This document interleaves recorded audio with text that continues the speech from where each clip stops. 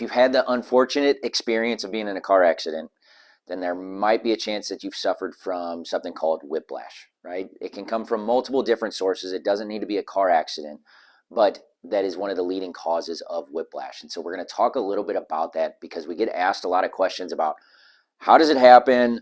Why me? Why was the person sitting next to me in the car pain-free? And all those considerations. So we're going to talk a little bit about that this month. But the most important thing you need to understand is that whiplash or hyperextension, meaning backwards, and then a hyperflexion incident, right? So whiplash is a fancy term, but if you get hit from the back, say you're in a car, you're a driver, you get rear-ended, dead stop at a stoplight, your car is not moving, you are not moving, and you get hit from behind.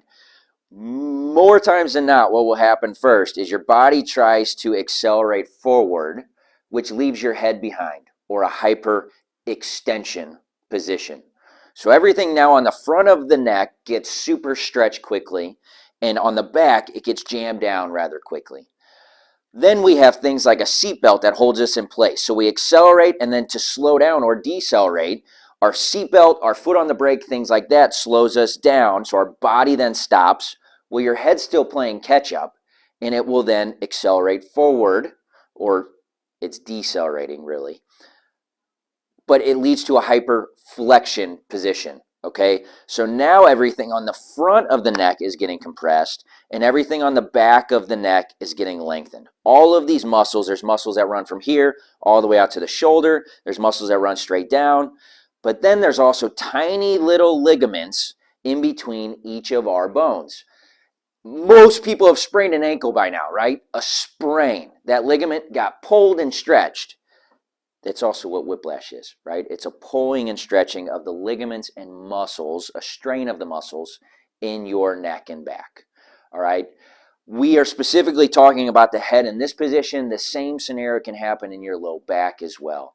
But in the neck, it leads to chronic neck pain, headaches, things like that. One fact that you'll hear us talk about a lot is that 5 miles per hour, it's documented in studies that it only takes an accident of 5 miles per hour to lead to whiplash. So not everyone that is in a car accident will suffer whiplash, but it can happen if you are rear-ended by a car traveling at 5 miles per hour. So the next video, we're going to talk a little bit about that. Why me? You know, why did I end up more hurt than the person next to me in the car, in the same car, or even the person behind you? And we'll talk a little bit about what goes into those factors.